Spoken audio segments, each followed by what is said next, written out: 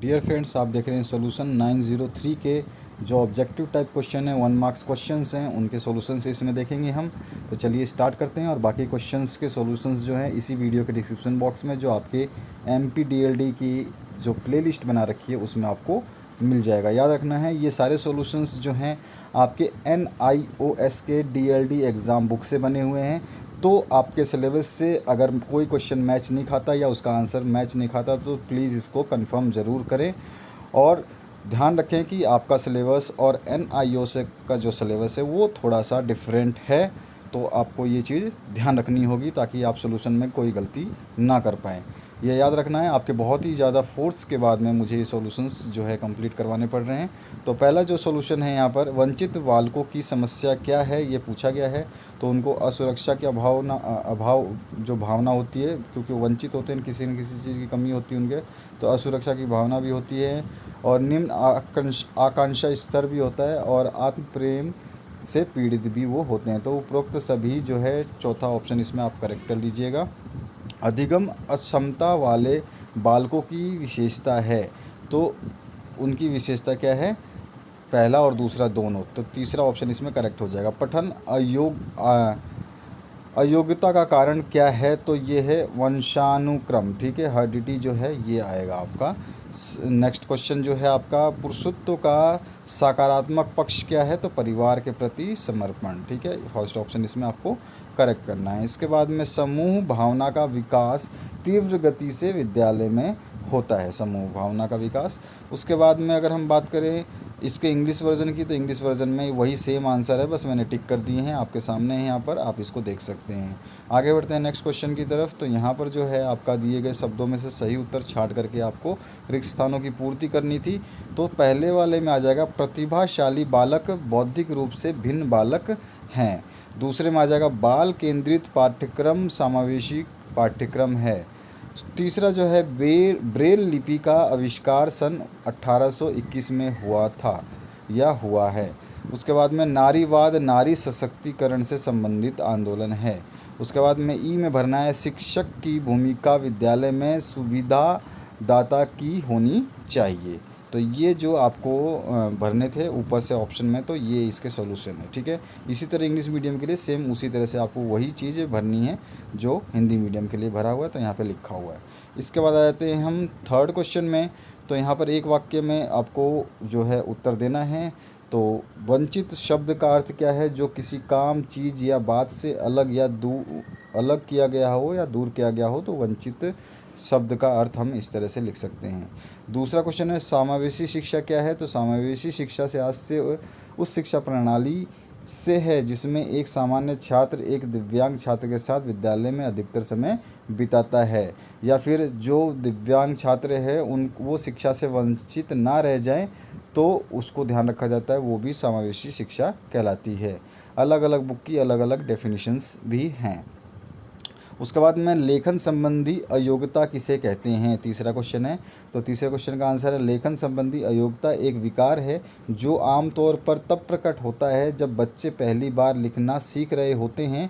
इसमें बर्तनी लिखने या कागज़ पर विचार डालने में परेशानी होती है। नेक्स्ट क्वेश्चन है, पितृसत्ता का अर्थ लिखिए। तो यहाँ पर चौथा क्वेश्चन का आंसर है, पितृसत्ता एक सामाजिक व्यवस्था है जिसमें पुरुषों की प्राथमिक सत्ता होती है, यानी उन्हें समाज में उच्च माना जाता है, ठीक है।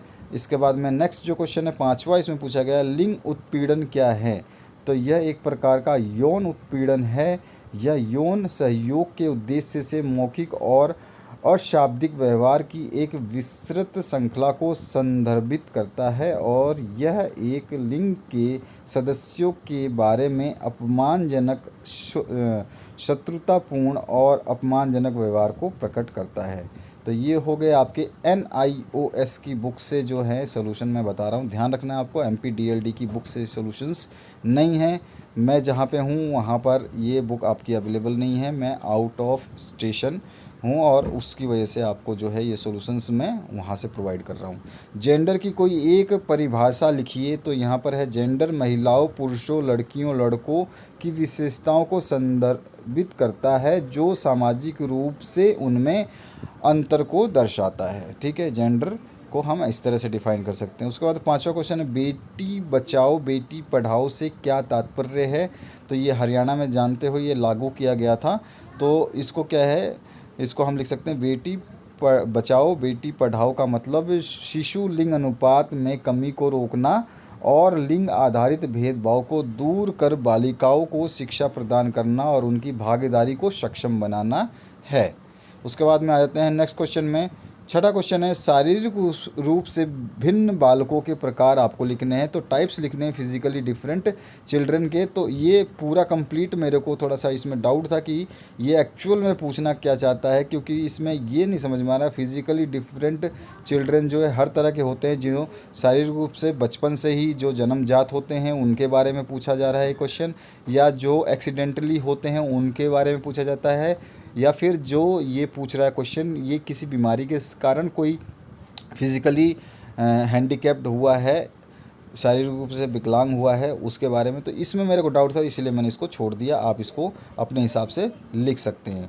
सातवां क्वेश्चन है शारीरिक विकलांगता की एक परिभाषा आपको लिखनी है। तो शरीर में किसी तरह की अपंगता, किसी भाग का सामान्य से अलग होना अथवा कार्य न करना शारीरिक विकलांगता को दर्शाता है, जिसमें जैसे कि हम बहरापन, गूंगापन, अंधापन, लंगड़ाना आदि कुछ ऐसी विकृतियां हैं जिनसे मनुष्य को सामान्य जीवन जीने में परेशानी होती है। ठीक है, शारीरिक विकलांगता कहलाती है। उसके बाद में आठवां क्वेश्चन है केंद्रीय श्रवण बाधिता क्या है। तो यह एक सुनने की समस्या है जो स्कूली वर्ग के लगभग 3 से 5% बच्चों को प्रभावित करती है। इस स्थिति वाले बच्चे जिन्हें यह विकार है वे समझ नहीं पाते कि वे अन्य बच्चों की तरह क्या सुनते हैं। ऐसा इसलिए है क्योंकि उनके कान और मस्तिष्क पूरी तरह से समन्वय नहीं कर पाते, यानी कि दोनों चीज़ें एक साथ में कंट्रोल नहीं कर पाती हैं, जो चीज़ें बोली जा रही हैं उनको पकड़ने में। नौवां क्वेश्चन है नारीत्व से आप क्या समझते हैं। तो नारीत्व आमतौर पर महिलाओं और लड़कियों से जुड़ी विशेषताओं, व्यवहारों और भूमिकाओं का एक समूह है।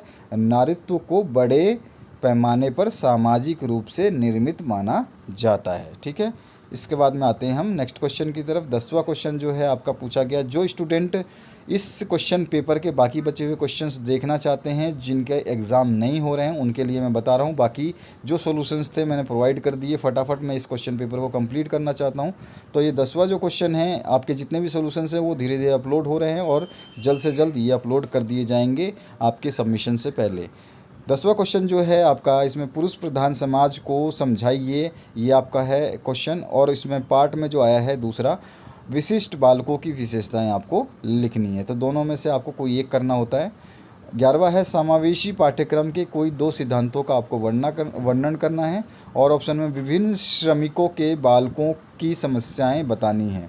ठीक है, विभिन्न जो श्रमिक होते हैं उनके बालकों की समस्याएं क्या है वो आपको बताना है, लेवल चिल्ड्रन के। उसके बाद में आपको 12वां क्वेश्चन पूछा गया है वाणी दोष के कारण लिखिए और मंद बुद्धिता के कारण बताइए। दोनों में से कोई भी एक करना है आपको।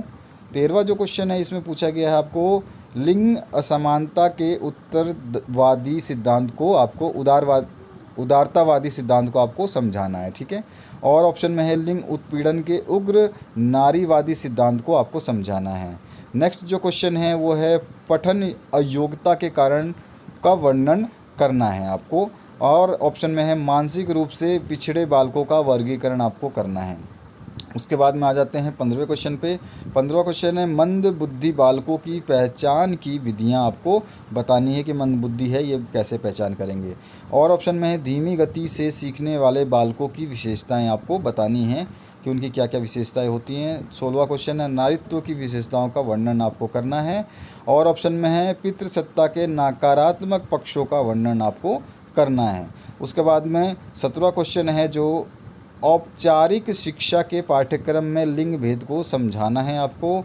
उसके बाद में और ऑप्शन में है जेंडर संबंधी समानता में पाठ्य पुस्तकों की भूमिका का आपको वर्णन करना है। अब उसके बाद में नेक्स्ट जो है इसमें आ जाता है क्वेश्चन बालिका शिक्षा की प्रमुख समस्याओं का वर्णन कीजिए। और ऑप्शन में है समावेशी पाठ्यक्रम की विशेषताओं का वर्णन कीजिए। और उसके बाद में 19वां क्वेश्चन है, गणितीय विकलांगता के कारण लिखिए। और ऑप्शन में है भारतीय पुनर्वास परिषद क्या है, भारतीय पुनर्वास परिषद के कार्यों का वर्णन कीजिए। 20वां जो क्वेश्चन है इसकी बात करें तो इसमें लिखा है पुरुषत्व के सकारात्मक पक्षों का वर्णन कीजिए। और ऑप्शन में है पितृसत्ता के आदर्श स्वरूप का वर्णन कीजिए। तो ये था आपका क्वेश्चन पेपर। बाकी सारे सॉल्यूशंस आपको इसी वीडियो के डिस्क्रिप्शन बॉक्स में जो आपकी प्लेलिस्ट है उसमें मिल जाएगी। अगर किसी आंसर में आपको डाउट लगता है तो कमेंट सेक्शन में उस क्वेश्चन के आंसर को आप ज़रूर अपने सिलेबस के अकॉर्डिंग दे सकते हैं, ताकि दूसरे स्टूडेंट की आप मदद कर पाएँ। बाकी आपके और भी जो सोल्यूशन हैं वो अपलोड होते रहेंगे। Thank you very much.